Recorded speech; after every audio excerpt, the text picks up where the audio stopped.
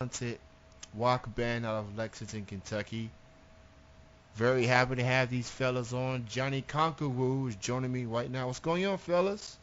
Hey, what's Hey up, guys, man? hey. I'm good. I'm good. Thank y'all for being on, and thanks for the congrats, by the way. Oh yeah, dude, no problem.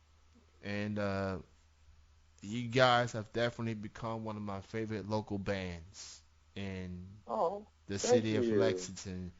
Um, and every time when I interview a local act, I like to tell a story as to how I first heard of you. Mhm. So I first heard of you fellas performing at the old Cosmic Charlie's. It was at Woodland Avenue.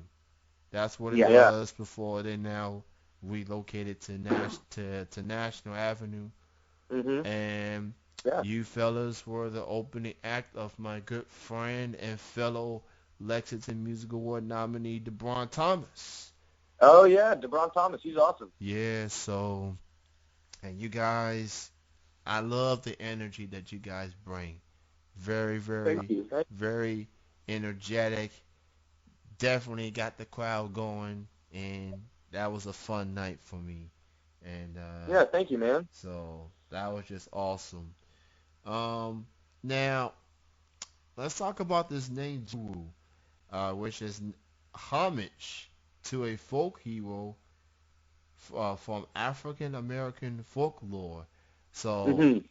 for those who don't know who exactly Johnny Conqueroo is, why don't you guys talk about this individual? Yeah, for sure. So, we got the name Johnny Conqueroo. The first time we heard it, it was in the old Muddy Waters song. Um, because Grant was really into like the blues, and we were trying to be like a blues band, and so we wanted like a really good blues name, and so we found Johnny Conqueroo and the Muddy Water song, and so we decided to kind of like get a little research on like what that comes from, so we could talk, and we found out that the first layer is that it was a root used in like voodoo and like in mojo bags and like old like voodoo hoodoo and stuff, and then it was named after, and you got that right in the very beginning.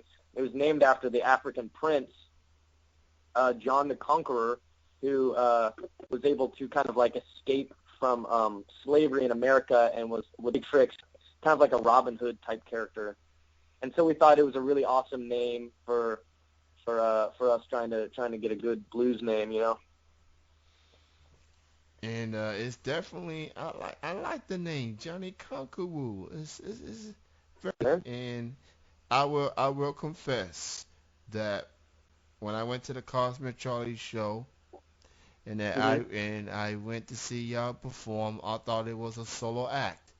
Um, Oh yeah, granted, it yeah. was the first time I seen y'all perform, so I was like, Johnny Conqueroo, okay, solo artist, got a band together.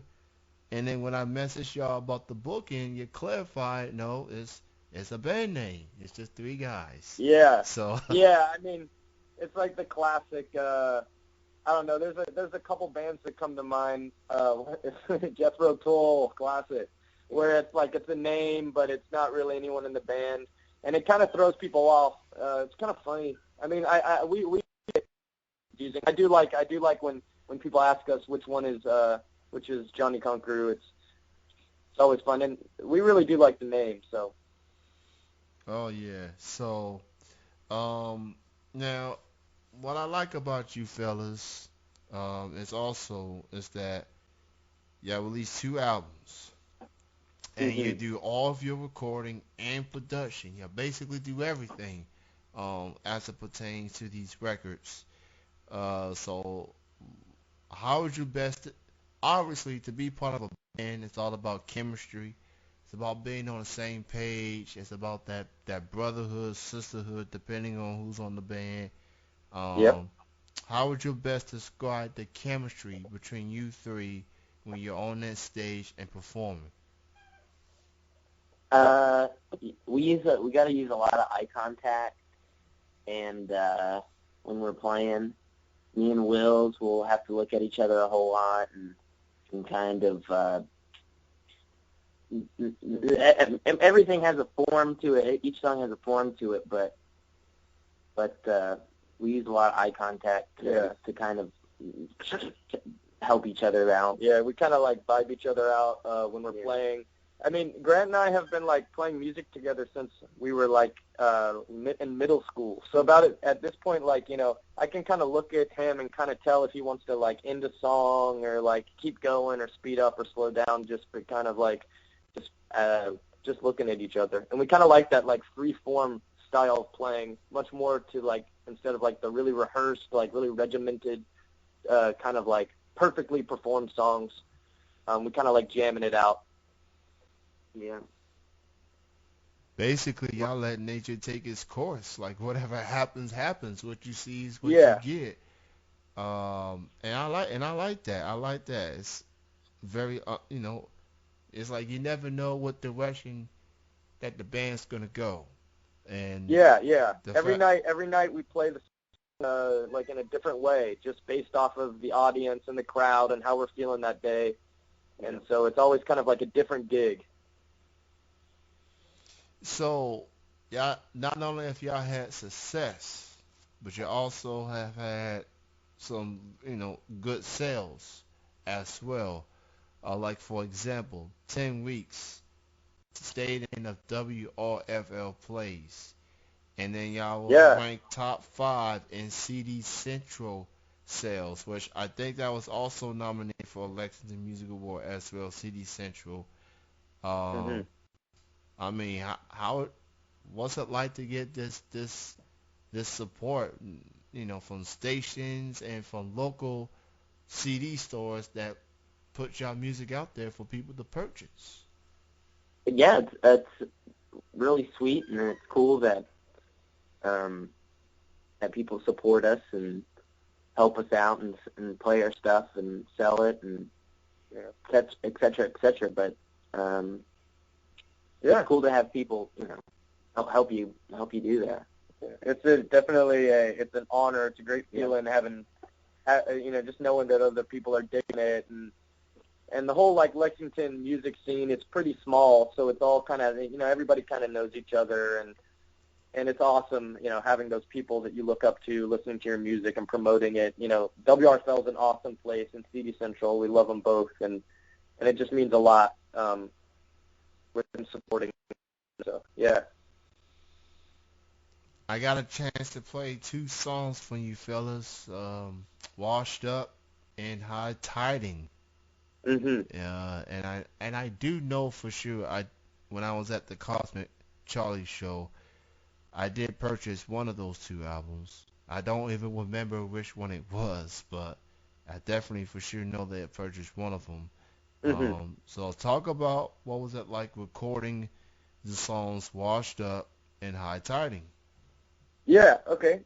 So we recorded both of those songs just recently on the new album, and Washed Up has been around. Grant wrote that like a while back, and we've been performing it live for a really, really long time.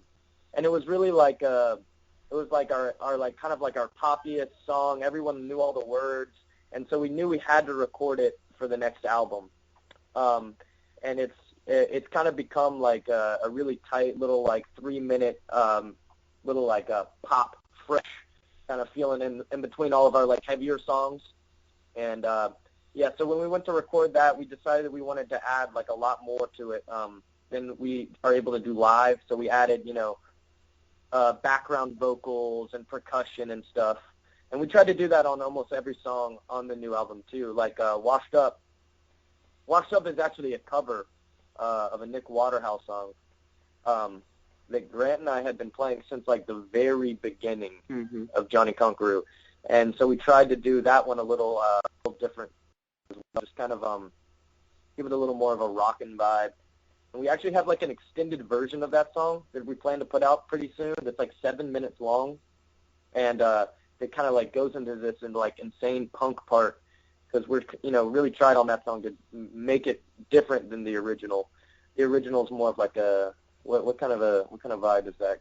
Original vibe's kind of like 60s cool guy lounge music. Yeah, it's kind of like a loungy song. Well, yeah, kind of almost 50, 60. 1950s spy, James Bond kind of feel, but Try to rock it up a little bit more when we recorded it.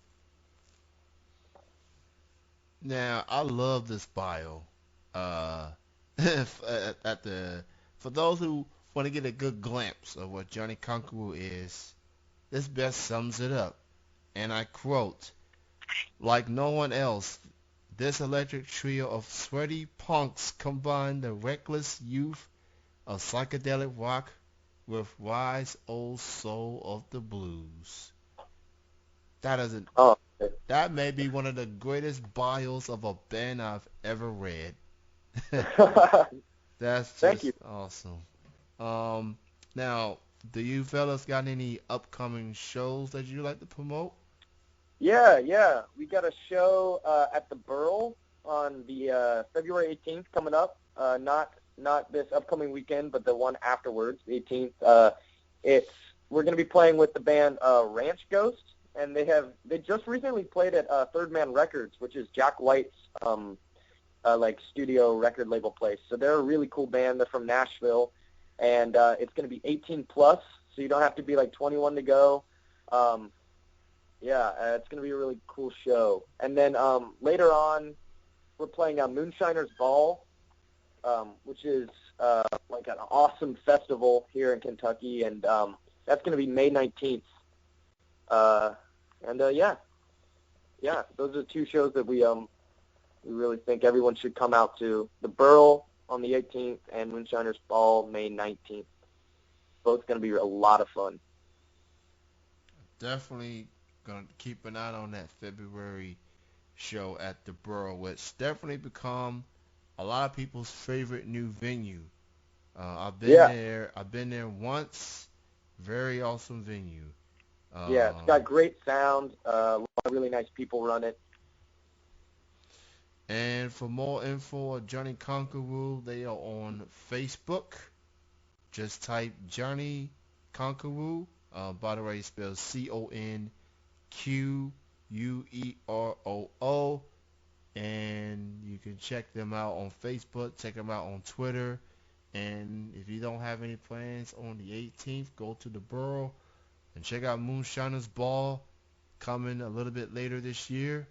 Support local rock music, support local music, and keep an eye on these fellas, because you in for a ride once you go check them out and see them perform in person. Thank you, man. And so it's great chatting with you fellas. Thank you. Thank you you all. too. Thank you. And Thank you. continued success. And I look forward to actually meeting you guys in person one day. All right, Kenny. See you on the flip side, my man. All right, man. You have a good night.